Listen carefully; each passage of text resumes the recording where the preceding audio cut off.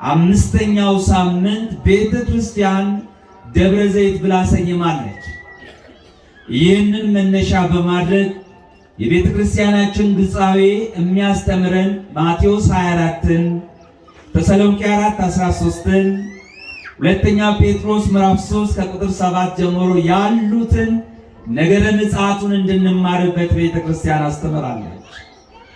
በዚህ መሰረት ዛሬ የተነበበውን ወንጌል በማንሳት እጅግ በጣም ለጥቂት ደቂቃ ብቻ አብረን እንቆያለን። የተሰወረ የጥበብና የእውቀት መዛግብት በእርሱ ዘንድ የሆኑ ጌታ እግዚአብሔር በመካከላችን ተገኝቶ እንዲያስተምረን ቅዱስ ፈቃዱ ይሁንልን። እግዚአብሔር ገሃደ ይመጽእ ወአምላክን እያለን እሳት ይነድድ ቅድሜሁ ይላል ነቢዩ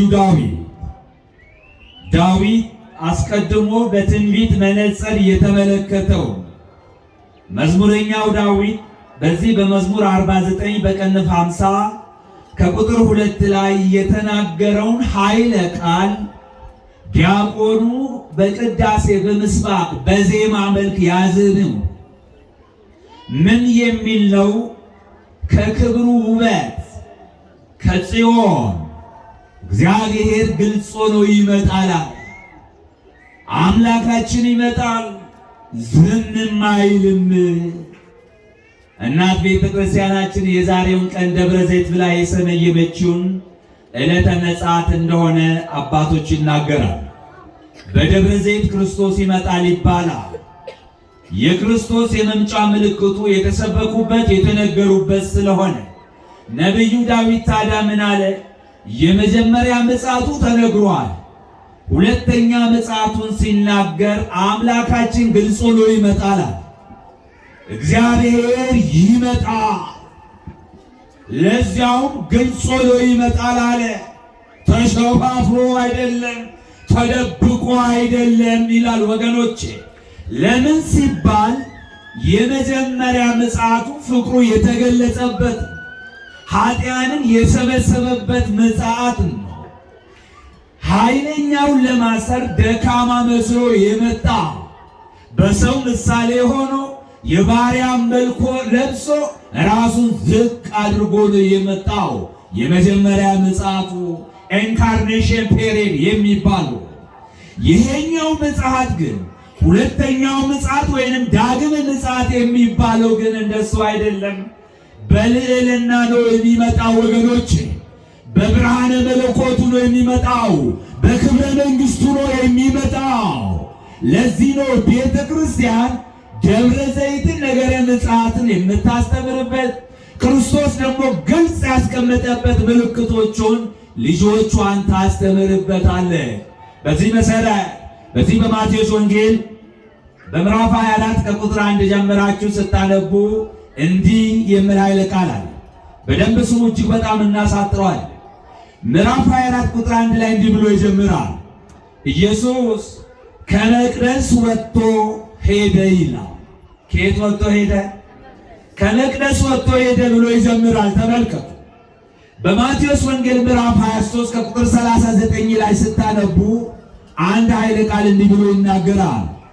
እንዲህ በማቴዎስ 23 ከቁጥር 39 ላይ እላችኋለሁ በጌታ ስም የሚመጣ የተባረከ ነው እስክትሉ ድረስ ከእንግዲህ ወዲህ አታዩኝም ይላችኋል። ይህ ቃል የተነገረው ለአይሁድ ነው። ቤተ አይሁድ ክርስቶስን ተቃዋሚዎች ናቸው። በቤተ መቅደስ ሲያስተምር፣ ስለ ፍቅር ሲሰብክ፣ አንድነትን ፍርሃ እግዚአብሔርን እንዲሰንቁ ሲያስተምራቸው ያፌዙበት ነበረ። ዳግም መምጣቱን፣ ሰማያዊ ሕይወትን፣ ክርስቲያናዊ ስነ ምግባርን፣ መንፈሳዊ ሕይወትን በዘላለም ለዘላለም መኖርን ሲያስተምራቸው ይቀልዱበት ነበርና ያለ ቤተ መቅደሱን ጥሎ ወጣላቸው ይላል። ታዲያ ምን አለ መጽሐፉ? እላችኋለሁ ትናፍቁኛላችሁ፣ በእግዚአብሔር ስም የሚመጣ እሱ የተባረከ ነው እስክትሉ ድረስ ከእንግዲህ ወዲህ አታዩኝም አለ። ከቤተ መቅደስ ወጥቶ ሄደ ይላል። ዘወትር በቤተ መቅደሳችን እንድገኝ ቅዱስ ፈቃዱ ይሆንልን። ክርስቶስ ከቤተ መቅደስ ከወጣ ብዙ ነገር ይጎልብናል። ክርስቶስ ቤተ መቅደስን ጥሎ ሲሄድ ቤተ ክርስቲያን ወይንም አገር ሶስት ጸጋዎችን ታጣለች ይላሉ አባቶች። የመጀመሪያ ካህናት ይጠፋሉ፣ ሁለተኛ እውነተኛ ንጉሥ አይኖርም፣ ሶስተኛ መምህራን ይጠፋሉ አለ። ፈታሄ በጽድቅ የሆነ ክርስቶስ ፍትሕ ያልተጓደለበት እውነተኛ ዳኛ ንጉሥ ይኖር ዘንድ እግዚአብሔርን ፍሩ ይላል። እግዚአብሔር ሕዝቡን ሲቀጣ በአመፀኛ ንጉሥ ሀገርን ያስተዳድራል። ሁለተኛ እግዚአብሔር ሕዝቡን ሲቀጣ ካህናትን ያሳጣል ይላል። ወገኖቼ ከቤተ መቅደስ እሱ ሲወጣ ካህናት ይጠፋሉ። አንደኛ በቁሙ የካህናት እልቂት ነው፣ መጥፋት፣ አለመገኘት፣ አለመኖር። በየስፍራ የካህናት አባቶቻችን መታደር እልቂት እየሰማን ነው። ሁለተኛው ግን በአካል እያሉ ጽድቅ የሌላቸው ካህናት ማለት ነው። ፍቅረ እግዚአብሔርን የምንሰንቅበት የክርስቶስ ፍቅር በልቦናችን የሚታተምበት ስንማር ነው ወገኖቼ። ታዲያ የመጀመሪያ ቃሉ እንደሰማችሁ ከቤተ መቅደስ ወጥቶ ሄደ ይላል። ከዚህ በኋላ ነው ደቀ መዛሙርቱ ወደ እሱ ቀረቡ ይላል። ታላላቅ ድንጋዮችን አሳይተው ይህ ሁሉ ታያላችሁን? እውነት እላችኋለሁ ድንጋይ በድንጋይ ሳይፈርስ አይቀርም ብሎ መለሰላቸው ይላል። እንግዲህ ከዚህ በኋላ ነው በደብረ ዘይት ተቀምጦ ያስተምራቸው ጀመረ ይላል። ቤተ መቅደስን ለቆ ወደ ተራራ ወጥቶ ወገኖቼ ለእሱ የሚገባውን የእሱ ትክክለኛ ስፍራ ሕዝቡ ስላልተቀበለው አይሁድ ስላፌዙበት ጥሎላቸው ወጥቶ በተራራ ላይ ወጥቶ ይሰብካቸው ጀመረ ይላል። ያቺን ተራራ ደብረ ዘይት ይላል መጽሐፉ። ለምን ይሆን ደብረ ዘይትን የመረጣ? ይህች ደብረ ዘይት እጅግ በጣም ገራሚት ናት ወገኖቼ። ክርስቶስ ኢየሱስ መጀመሪያ ደብረ ዘይት አቅራቢያ ባለችው በጌቴሰማኒ ሲጸልይ ነው የተያዘው። ክርስቶስ ኢየሱስ በዚች በደብረ ዘይት ተራራ ወደ ኢየሩሳሌም በሆሳዕና ቀን የገባው ከዚች ከደብረ ዘይት ተራራ ነው ይላል። ይህ ብቻም አይደለም። ክርስቶስ ኢየሱስ ዛሬ ነገረ ምጽአቱን የሰበከበት ያስተማረባት ይህች የደብረ ዘይት ተራራ ናት።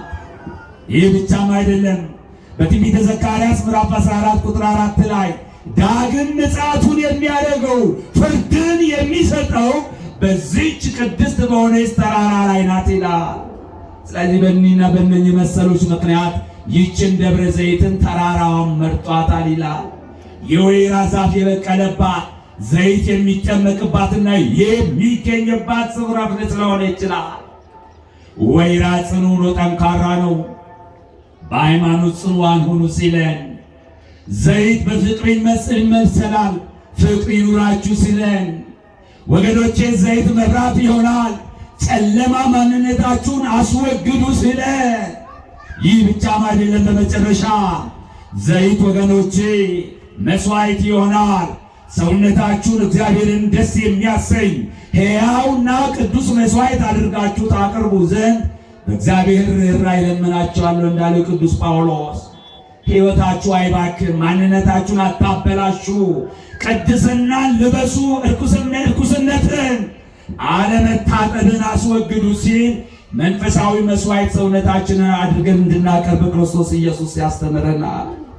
በዚህ ስፍራ ነው እንግዲህ ይህንን ሁሉ ከተናገረ በኋላ ደቀ መዛሙርቱ አይቶት አንድ ጥያቄ ጠየቁት ይላል።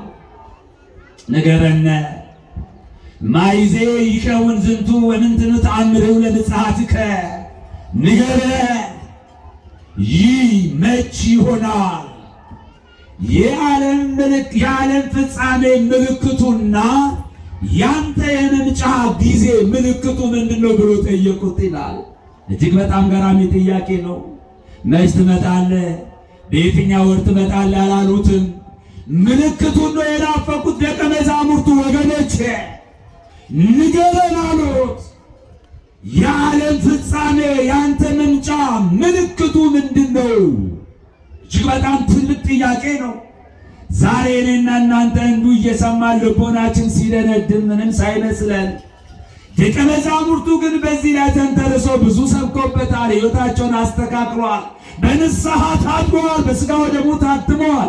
ወደ ክርስቶስ ቀርቧል። ተዘጋጅተዋል።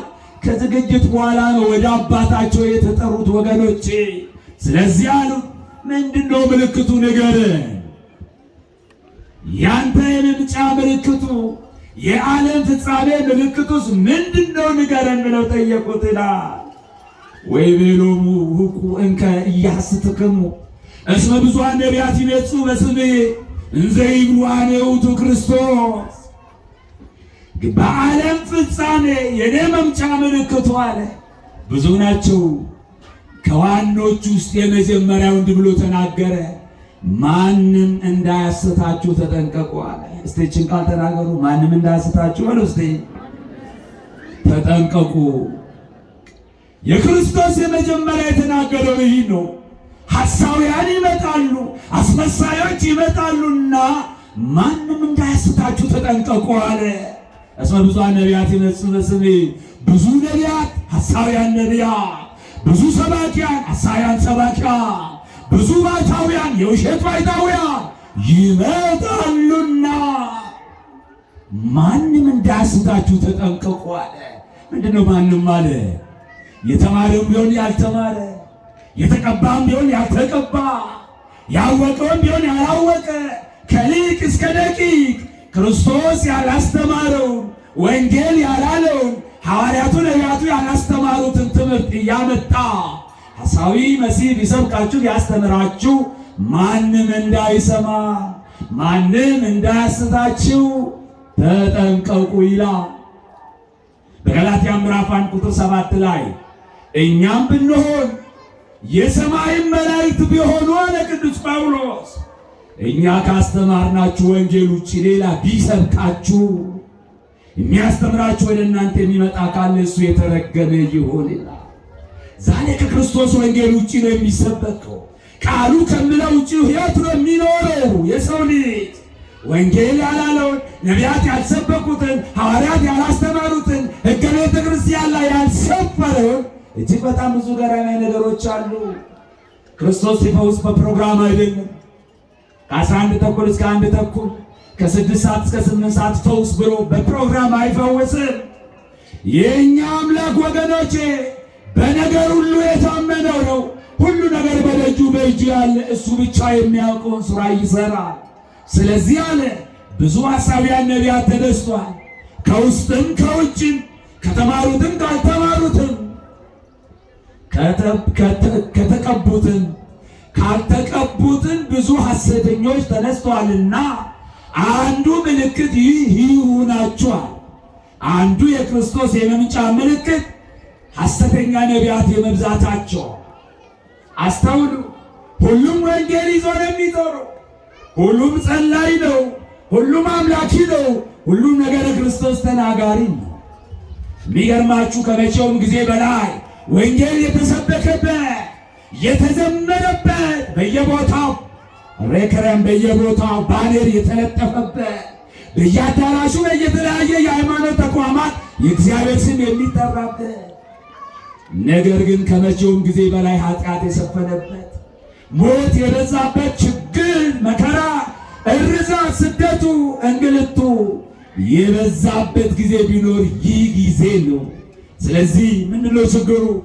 ሁሉም በየአቅጣጫው ከጸለየ ወንጌለ ክርስቶስ ከተሰበከ ፈሪሃ እግዚአብሔርን ካስተማረ ምንድነው ችግሩ? መከራ የበዛው ፈተና የተጠናወተን በነገር ሁሉ ሁሌ ማንባት ማልቀስ ለምን አስፈለገ ወገኖቼ? ይህን ነው ቅዱስ ጳውሎስ እኛ ካለው ውጭ እኛ ከሰበክነው ውጭ እኛ ካስተማርናችሁ ውጭ የተለየ ወንጌል የሚሰብክ ያ ማለት ስብከት ወንጌል መንፈሳዊ ክርስትና ጾም ጸሎት ይፈልጋል። ፈሪሃ እግዚአብሔርን ይፈልጋል። ለመስበክ ጾም ጸሎት ይፈልጋል። ለመቀደስ ጾም ጸሎት ያስፈልጋል። ለማጥመቅ ለመጠበቅ ጸሎት ይፈልጋል። ወገኖቼ እንደተፈለገ ተነስቶ የሚሰሩበት አይደለም መንፈሳዊ ሕይወት። ስለዚህ አለ የመጀመሪያ ምልክቱን ሲናገር ማንም እንዳያስታችሁ ተጠንቀቁ አለ። ማንም አዎ ማንም እንዳያስታችሁ ተጠንቀቁ። ብዙዎች በስሜ ይመጣሉ ብዙዎችንም ያስታሉ አለ። የጦርን ወሬ ትሰሙ ዘንድ አላችሁ፣ ይህ ሊሆን ግድ ነውና ተጠበቁ፣ አትደንግጡ። ዳሩ ግን መጨረሻው ገና ነው አለ። ጦርንና የጦርን ወሬ ሰምተናል። እጅግ በጣም በሚገርም ሁኔታ በዚች በአጭር ጊዜ ውስጥ እንኳን ዓለም ምን ደረጃ ላይ እንዳለች እናውቃለን። የኢራን በዱባይ ላይ እየፈጸመች፣ አሜሪካና እስራኤል በዱባይ ላይ እየፈጸሙ ያሉት ዓለም በአጠቃላይ የጎሪጥ የሚተያይበት ሁሉም ተፈራርቶ ያለበት ከዚያ አይባልም። በሀገራችን ውስጥ እናውቃለን በየክልሉ ያለውን ነገር።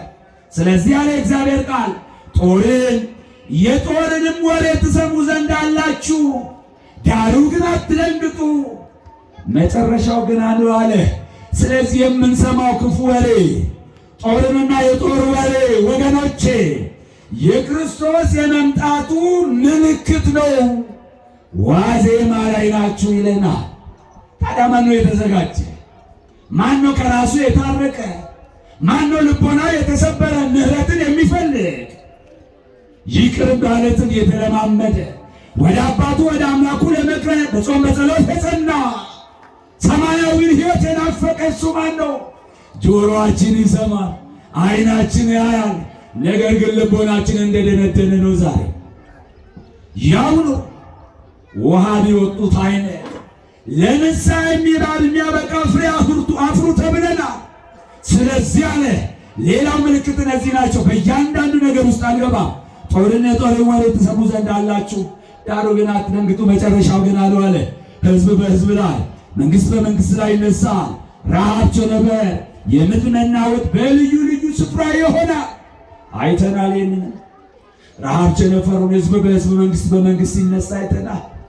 አባት በልጁ ልጅ በአባቱ ላይ ተነስቷል። ወገን በወገኑ፣ ባል በሚስት ሚስት በባል ላይ ተነሳለች። ባል ከሚስቱ ጋር የጎሪጥ ይታያል፣ አይተማመኑ። እጅግ በጣም ገራሚ ጊዜ። በቸርነቱ ይማረን፣ ይቅር ይበለን። በእውነት እነኚህ ምልክቶች ናቸው አለ መጽሐፍ። እነኚህ ሁሉ ምልክቶች ናቸው አለ። በመጨረሻም እንዲህ አለ፣ ከአመፃ ብዛት የተነሳ የብዙ ሰው ፍቅር ይቀዘቅዛል አለ። ከምን የተነሳ? ከምን የተነሳ?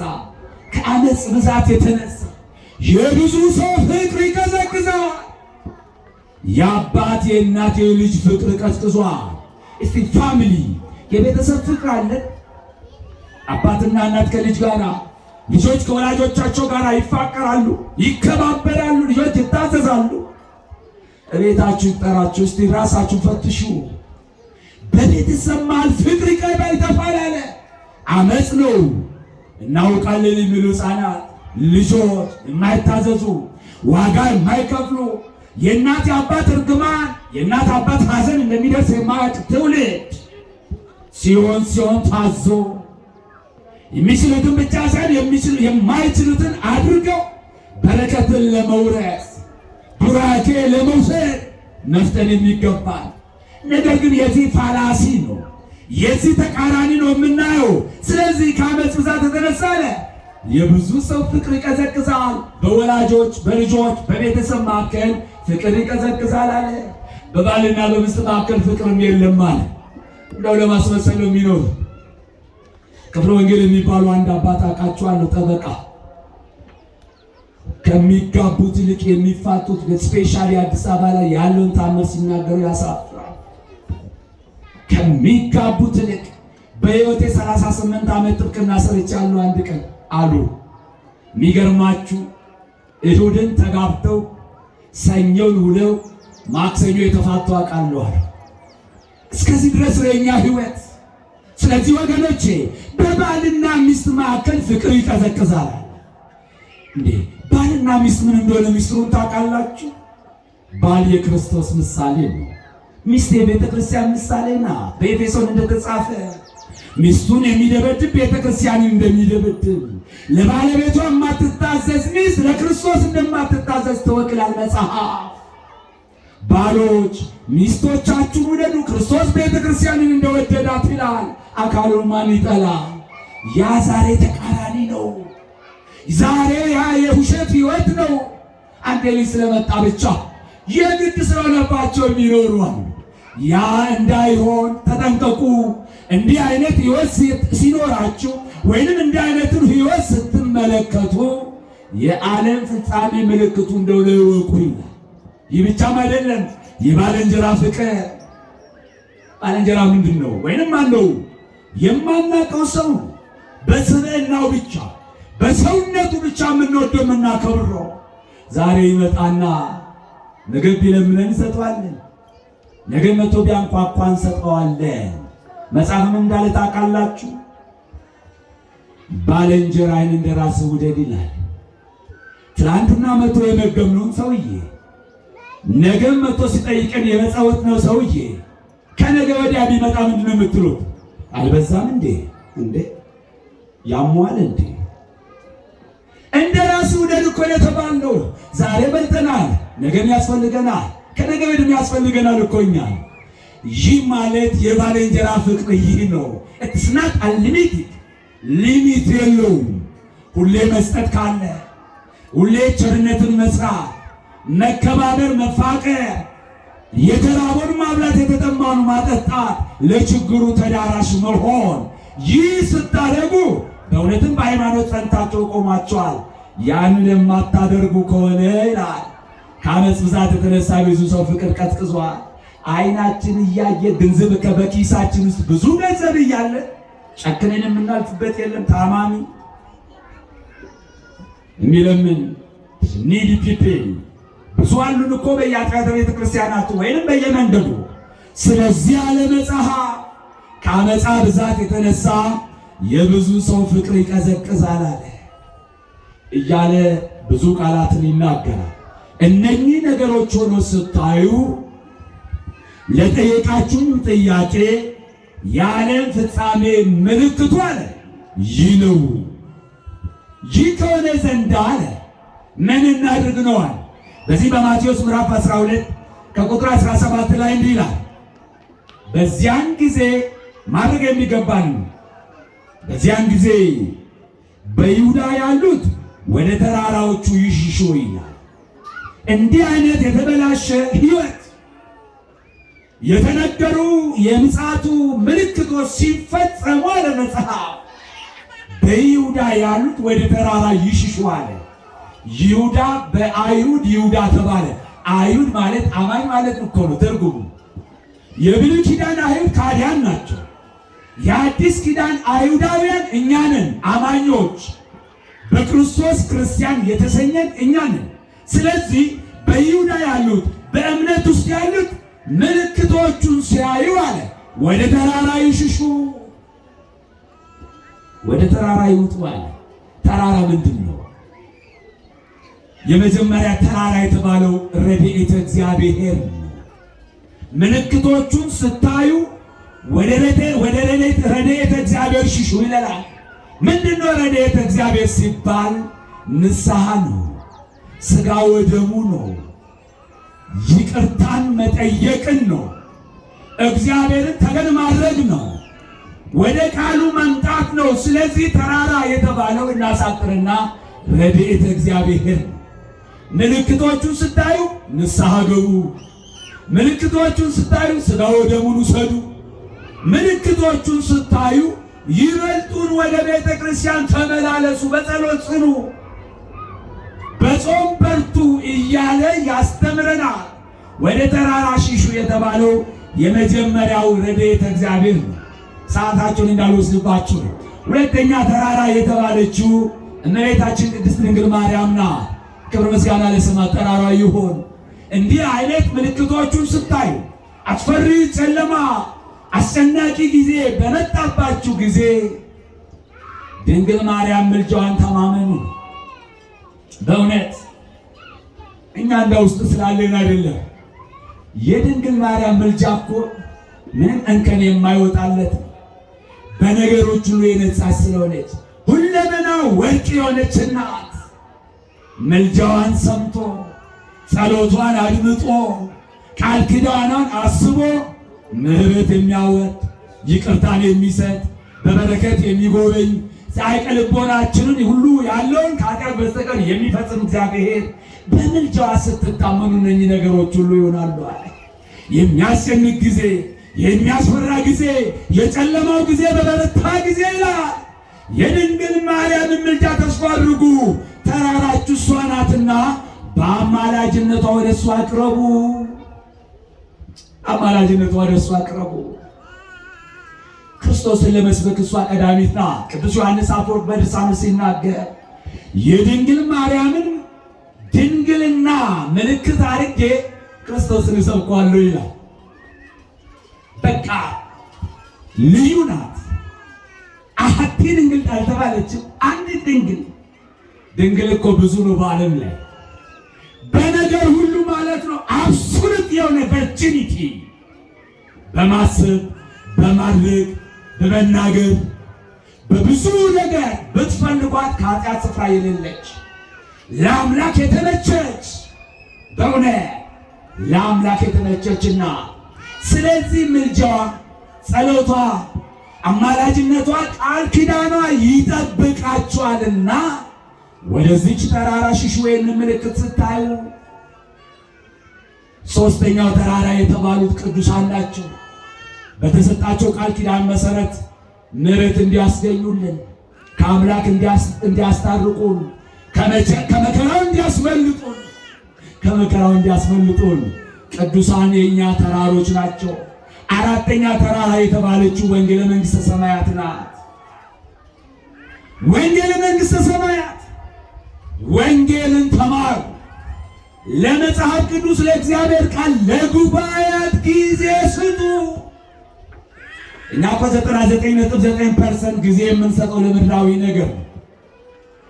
ለሥጋ ፍላጎታችን፣ ለዓይን አምሮታችን፣ ለሚበሰብሰው ለሚቀረው ትተነው ለምንሄድ ራቆታችን ዘመናችንን የበላ ጊዜያችንን የወሰደ ዘመናችንን ጊዜያችንን ያባከንበት እሱ ነው። ስለዚህ ቤተ ክርስቲያን ምን ትላለች? ለወንጌል ጊዜ ስጡ፣ ለቃለ እግዚአብሔር ጊዜ ስጡ፣ ለመንፈሳዊ ሥራ ጊዜ ስጡ፣ ለትሩፋት ጊዜ ስጡ። ተራራ የተባለችው ወንጌል ናት። ሌላው ተራራ የተባለችው እቺ ቤተ ክርስቲያን ናት። ወገኖቼ የምንደበቅባት የምንሸሽባት። አያችሁ፣ ምሰሶ አሏት። እነኚህ ምሰሶቿ የነቢያት ምሳሌ ናቸው። ምሰሶ በውጭ ይቆማል። ነቢያት ከክርስቶስ ልደት ወይንም ከክርስቶስ ምጽአት አስቀድሞ የነበሩ ስለመሆናቸው የሚያስተምረን። በሮቿ የአጋዕዝተ ዓለም ሥላሴ የእግዚአብሔር ምሳሌ ናቸው። ይህች ቤተ ክርስቲያን ነቢያትም ሐዋርያትም ይሰበኩባታል። ወንጌል እንማርባታለን፣ ንስሐ እንገባበታለን፣ ሥጋ ወደሙን እንቀበልባታለን። በመጨረሻም ስንሞት ደግሞ መተን የምንቀበርባት ዘላለማዊ ዕረፍታችን ስፍራችን ናት። ስለዚህ ዓለም ሲያስጨንቃችሁ፣ መከራ ሲበዛባችሁ፣ ፈተና ሲጸናባችሁ በተራራ ወደ ተመሰለችው ወደዚች ቅድስት ቤተ ክርስቲያን ኑ። በሳምንት የሚመጡ በዓመት በዓላት የሚመጡ አሉ። ወቅታውያን አትሆኑ፣ ጊዜያውያን አትሆኑ። ኮንዲሽናል አይደለም ቤተ ክርስቲያን ወገኖቼ። የክርስቶስ ቃል የሚሰበክባት፣ ጸሎት የሚደመጥባት፣ ዓይነ እግዚአብሔር የሚገለጥባት፣ ጆሮ እግዚአብሔር የሚሰማባት ስፍራ ብትሆን ይህች ቤተ ክርስቲያን ናት። ሁለተኛ ዜና ምዕራፍ 7 ቁጥር 15 ላይ እኮ በዚህ ስፍራ የሚጸለየው ጸሎት አለ እኮ ዓይኖቼ ይገለጣሉ ጆሮቼም ያደምጣሉ ይላል። በዚህ ስፍራ ይላል ስፔሲፊክ ቦታ የሚጸለይ ጸሎት፣ ለሚጸለይ ጸሎት ዓይኖቼ ይገለጣሉ፣ ችግሮቻችን ያያል ማለት ነው።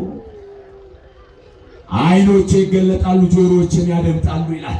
መስማት የምትችል ጆሮ ያለው ጌታ ያለበት ስፍራ ነው። ስሙ የተመሰገነ ይሁን። መስማት የምትችል ጆሮ ያለው ጌታ የተገለጠበት የሚገኝበት ስፍራ ናት ቤተ ክርስቲያን። ስሙ የተመሰገነ ይሁን። ስለዚህ ወደ ተራራ ሽሹ። ምልክቶቹን ስታዩ አለ ወደ ተራራ ሽሹ። ተራራ የመጨረሻ የተባለችው እናት ቤተ ክርስቲያን ናት። ስለዚህ ዛሬ እናት ቤተ ክርስቲያናችንን ልጆቿን ሰብስባ ዛሬ ምጽአተ ክርስቶስ የሚነገርበት ነው። ክርስቶስ ይመጣል፣ ራሳችሁን አዘጋጁ እያለች ልጆቿን ታስተምርበታለች። ስለዚህ ክርስቶስ ይመጣል እና ምን ይሁን? ለምንድን ነው የሚመጣው? መግቢያ ላይ እንደተናገርኩት በዚህ ነው ትምህርቴን የማጠቃልለው። የመጀመሪያ ምጽአቱ እንደነገርኳችሁ ፍቅሩን የገለጠበት ነው። ኃጢአንን የሰበሰበበት ነው። ኃይለኛን ያሰረበት ነው። በሰው ምሳሌ የሆነው የባሪያን መልክ ይዞ የመጣበት ምጽአት ነው። ይሄኛው ምጽአት ግን በልዕልና ነው የሚመጣው ወገኖች። በብርሃነ መለኮቱ ነው የሚመጣው። ቅዱስ ዳዊት የተናገረው ነቢዩ ዳዊት ይህንን ነው። ከክብሩ ውበት አለ ከጽዮን እግዚአብሔር ግልጽ ሆኖ ይመጣል አለ። ምንድን ነው ግልጽ ማለት? የወጉት ሁሉ ሳይቀሩ እያዩት፣ ከቤተ መቅደሱ ያሳደዱት አይሁድ፣ ቃሉን ያልተቀበሉት አይሁድ ሁሉ ሳይቀሩ በፊቱ ይሰበሰባሉ ይላል በዮሐንስ ምዕራፍ 1 ቁጥር 7 ላይ። ስለዚህ ምን አለ? ከክብሩ ውበት ከጽዮን እግዚአብሔር ግልጽ ሆኖ ይመጣል አለ። የክብሩ ውበት የተባለው አምላክነቱ ነው፣ መለኮትነቱ ነው። እሳት ከፊቱ እየነደደ በቅዱሳን መላእክት በእልፍ አእላፋት መላእክት ወትልፍ አእላፋት መላእክት ታጅቦ መምጣቱ ነው። ለምንድን ነው የሚመጣው ሲባል በምድር ላይ ሊፈርድ ይመጣል። ለምንድን ነው የሚመጣው አልኳችሁ? ጨርሻለሁ። ለምንድን ነው የሚመጣው? ለፍርድ ይመጣል። ስሙት ይህንን ቃል መዝሙር 96:13 ላይ ይመጣል፣ በምድር ላይ ሊፈርድ ይመጣል፣ እርሱም ዓለምን በጽድቅ አሕዛብን በቅንነት ይፈርዳቸዋል። ስለዚህ የሚመጣው በምድር ላይ ሊፈርድ ነው። ሮሜ 14:10 ላይ ይላል ክርስቶስ ሲመጣ ለፍርድ ሁላችንን በክርስቶስ የፍርድ ወንበር ፊት እንቆማለን አለ። አስተውሉ። በክርስቶስ የፍርድ ወንበር ፊት አለ ሁሉም ሰው ይቆማል ይላል። በዘር በነገድ በቋንቋ ሳይከፋፍል በተለያየ ስፍራ የተቀበረ በተለያየ ሁኔታ የሞተ በሦስቱም አዋጅ ነጋሪዎች ምክንያት ተነስቶ ሁሉም ይላል በክርስቶስ የፍርድ ወንበር ፊት ይቆማል አለ። ለምንድን ነው የምንቆመው ሲል በዚህ ሁለተኛ ቆሮንቶስ ምዕራፍ 5 ቁጥር 10 ላይ እንዲህ ይላል፣ መልካም ቢሆን ክፉ እንዳደረገ እያንዳንዱ በሥጋው የተሰራውን በብድራት ይቀበል ዘንድ ሁላችንም በክርስቶስ የፍርድ ወንበር ፊት እንገለጣለን።